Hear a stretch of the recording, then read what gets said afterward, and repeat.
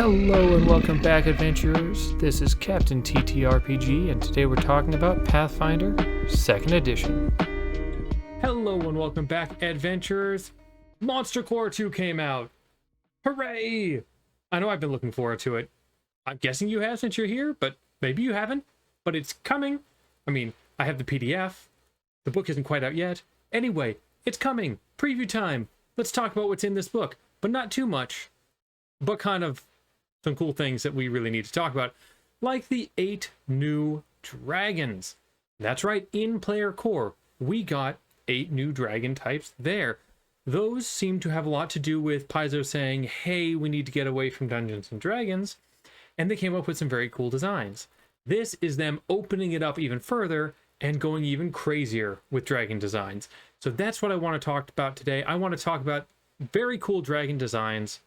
And just like with Player Core, in Player Core 2, our 8 dragons are divided amongst the 4 spell traditions. 2 dragons for each spell tradition, those being Arcane, Primal, Divine, and Occult. I'm not going to get into every detail of every dragon, talk about how all their stats break down. That'll all be in there in the book. By all means, pick it up. It's amazing. There's so many cool things in here. I'm going to have more videos than just this, but this had to be my first one. Let's dive in and talk about what makes these new dragons unique. And that kicks us off with the Cinder dragon. Now, having dragons that are based around fire isn't an unusual thing, right? Even Dungeons and Dragons, they've got their red dragons. They've got actually quite a few that focus around fire. And in Player Core, we had a divine dragon with some fire to it. But this is definitely a different angle. This is our primal fire dragon, and it's not just about fire. And it's got some very cool, unique things. Before I go any further, though, keep in mind, I'll be talking about some things that are throughout all of them, the young adult and the ancient versions. Some stuff that's only the adult and ancient, and some that are just there for the ancient dragons. It'll kind of mix around. Don't worry too much about it. You can look into it if you want to. But a lot of this stuff actually comes with even the young dragons. So you can have some very cool setups here, no matter what level of dragon you're trying to play with. So what does the Cinder dragon have going for it? Well, first of all, it's got the fact that it can see through smoke. All right, that's not blowing your mind, but it's cool, right? It can bring in some interesting, unique setups for it, right? An entire battlefield filled with smoke makes it hard for your players, and the dragon's unaffected completely. Then we've got the fact that it's got a second aura here. We all know about the basic aura causing fear. Great, we're used to that. This one has another aura. Now, it starts out, at least, with a very short area, just 5 foot. So you have to be walking right up to it. But if you are going to go melee with this dragon, you're going to take 4d6 fire damage. That's just going to happen. And then, what happens if you actually hit it? Well, if you critically hit it, which you'll be really excited about, now it's going to pour boiling blood on you as a reaction. This is 10d6 eventually. So this is a lot of damage on a basic save if you crit. Suddenly your crit's not feeling that great. Then we have, and I love this, all becomes flame. This is one action. You target one creature within 60 feet as the dragon. That creature has to make a will save.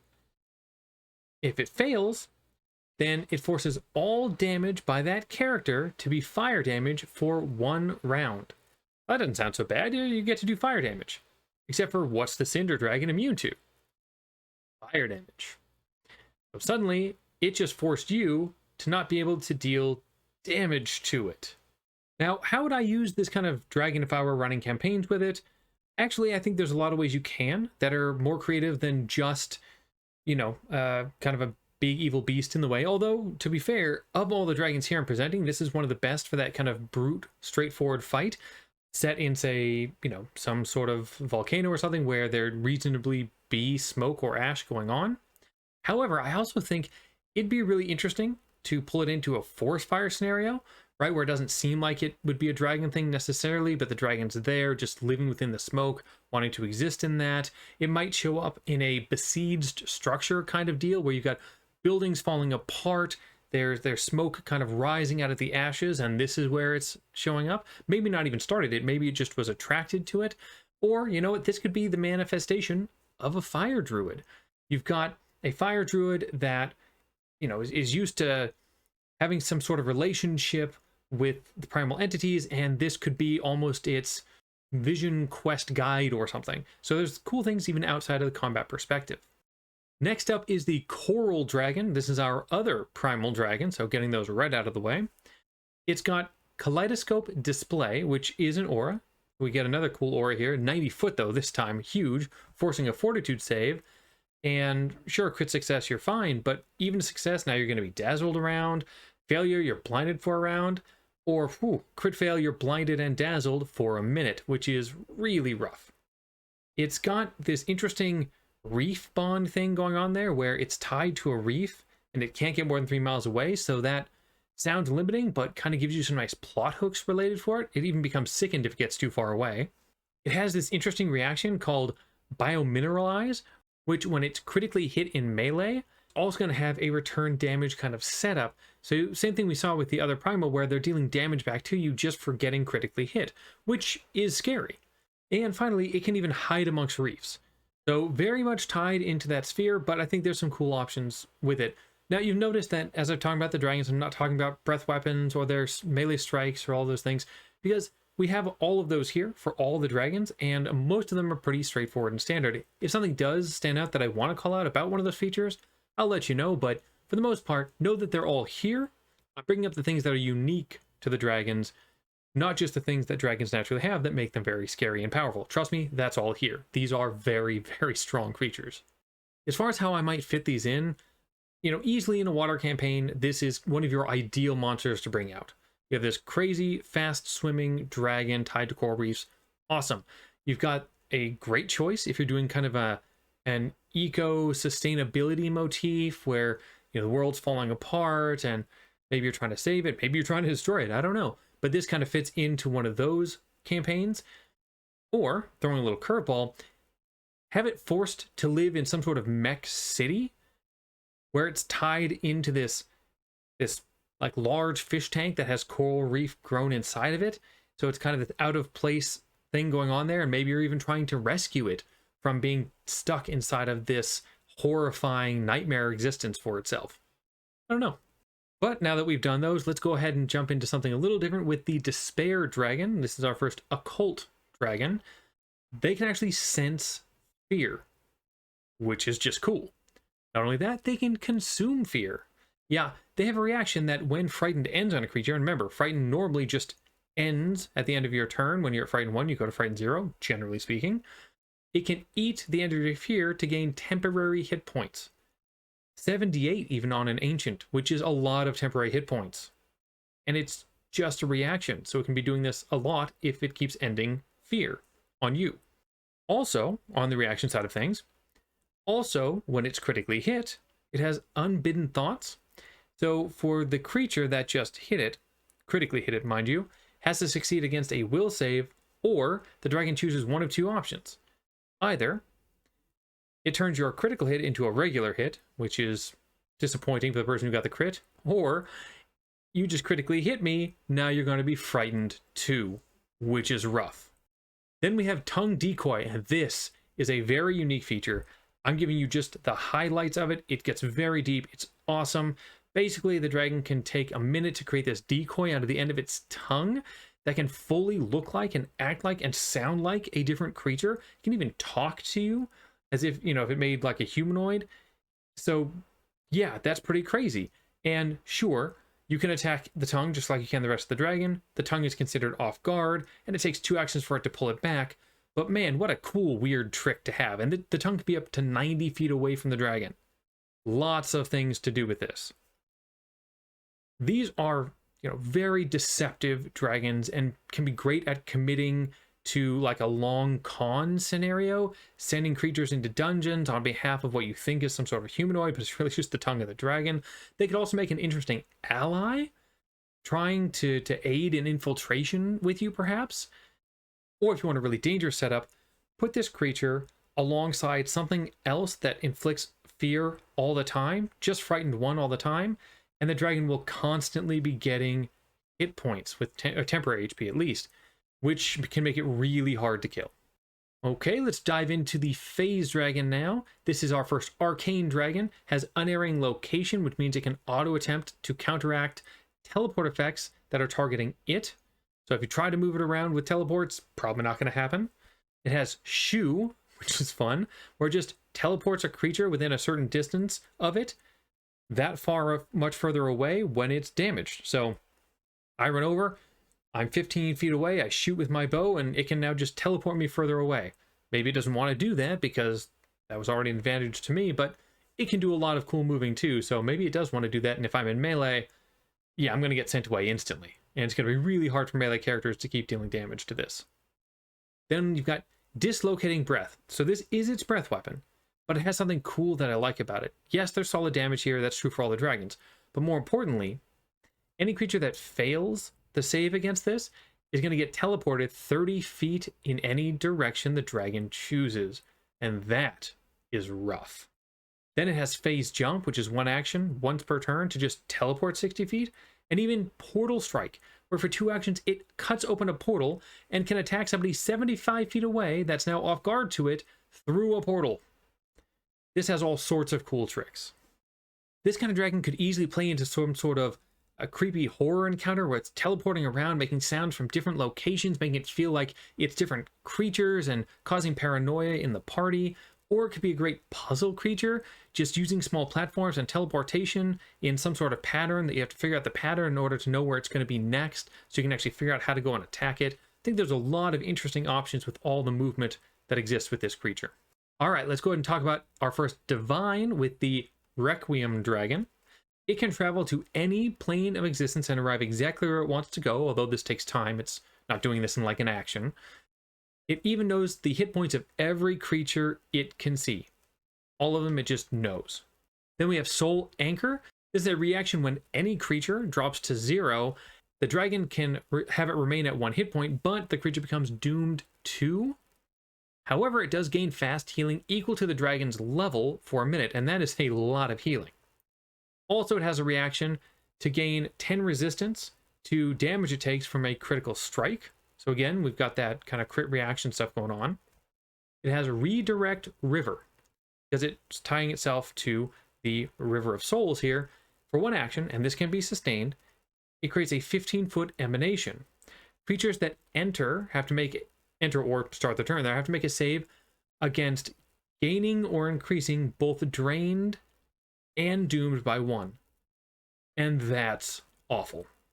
Now you notice a lot of the features here are actually kind of more positive things, so this could be a great potential ally, or even a Deus Ex Machina you want to throw in somewhere, as long as it's projected ahead of time. Don't just toss it in, and that'd be kind of weird, but you could. It could also be an effective controlled minion for like a stronger evil force taking over this divine dragon that uses all of its normally good powers to stop your other enemies from dying, and then of course it's got that horrible Redirect River it can use on you. Or it could be disguised as like a clergyman. It can make a great NPC, a potential healer for the party that reveals itself at the right time. But keeping on our divine train, we've got the Resurrection Dragon. It has Risen Commander, where it can sustain Summon Undead or Invoke Spirits as a free action, so guess what spells it has available to it. It has the Reawaken ability. This is a reaction to resurrect a creature, just fully on resurrect it, but you can only do it once per creature, ever. But still, it can just bring it back. It has Siphon Life, which is a reaction to minimize the healing that creatures attempt to take on. So if I'm, healing my friend over there, I'm a cleric, I drop this giant heal bomb, Siphon Life can just be like, oh, you just rolled 1s on all of those. Sorry. Which, that's pretty brutal. Especially if you did an AoE heal, because you don't get a plus flat number of healing on that. That would feel awful, actually. It also has Arise, which takes an hour for it to use, but it's going to just raise a creature, even if it's already been raised once. So many resurrection things going on here. We've got Necro Puppeteer, where it gets to use an undead or a corpse or a dying creature and just kind of turn it into a bomb. This actually makes a very interesting protector because of all of the revival stuff going on here. It sounds from its name like it's going to be something evil, but it's really kind of not. It's just playing with undead and the thought of dying and the brink of dying. Clearly it could operate in a graveyard though, or something like that. It'd be great to use this kind of dragon as a ferryman that's guarding the afterlife, some sort of design like that. It also could be that this is a resurrected Requiem dragon, right? This is a great setup where you had that Requiem dragon that died, gets brought back as a resurrection dragon. Only a couple left here. We've got the Rune Dragon, our second Arcane. This is always detecting magic when they seek. So when they seek, just always detect magic going. Their scales act as rune stones, but they only work as rune stones when they're transferred onto an appropriate object. They have Shifting Rune, which this lets them change the energy produced by their scales and therefore breath weapon and runes that they apply to enemies.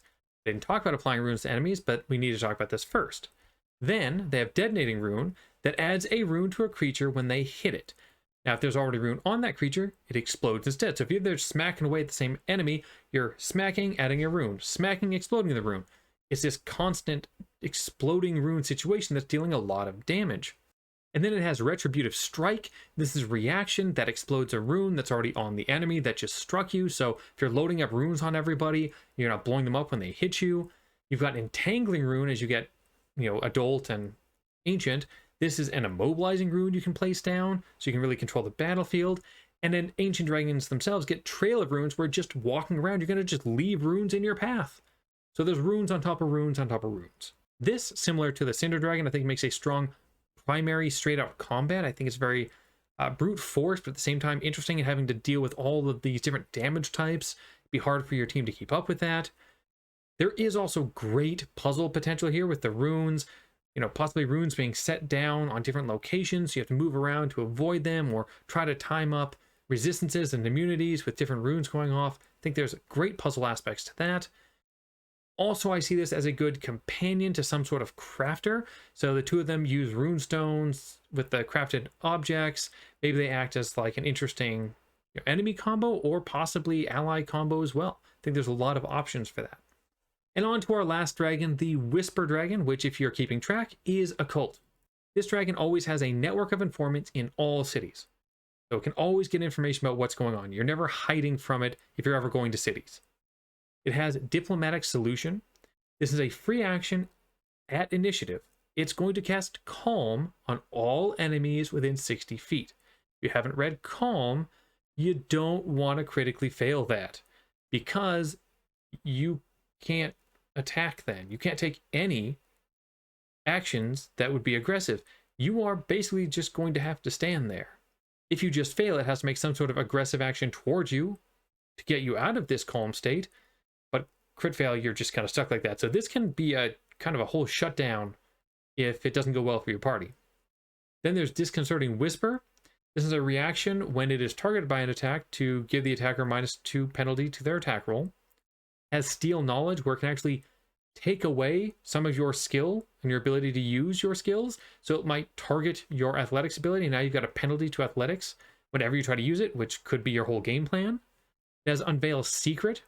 The dragon frightens a creature holding a secret over them. So it's going to choose a target and say, I've got a secret. You don't know what it is that I know about you. And the creature is frightened until that's revealed. You just stay frightened. You can't avoid it. When the dragon finally does divulge the secret, now it can give you misfortune on your next check. So lots playing around there with secrets and all sorts of debuffing. There's lots of debuffing going on here.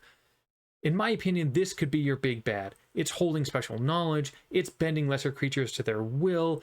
It knows everything you were going to do, everything you've ever talked about. So this is a scheming, evil kind of mastermind, if you will. Could also work as the leader of a resistance, though, driving the plot forward. This dragon in the background, knowing what's going on with all of the different government entities or whatever, corrupting forces, it knows all of that because of its informant network. Or, and I like this one, they could reveal a crazy secret about one of your player character friends who kind of was tired of playing their character, a secret that makes everybody turn against them and kick them out of the party. Could be a fun way to discharge somebody when they know they want to change character and do something else entirely. Just a thought. Not that I've ever seen anything like that ever happen before, with somebody having to speak the truth and not being able to avoid all the horrible things they've been doing in the background while talking to the GM. Anyway, as you can see, these are incredibly different, very interesting dragons doing completely different things than what we see dragons do kind of anywhere else. They aren't just meant to be tough fights. They aren't just straightforward battles or easy enemies. They present all sorts of opportunities and directions to go. What do you think? Do you like the directions these dragons took? Leave your thoughts in the comments below, and as always, adventure on.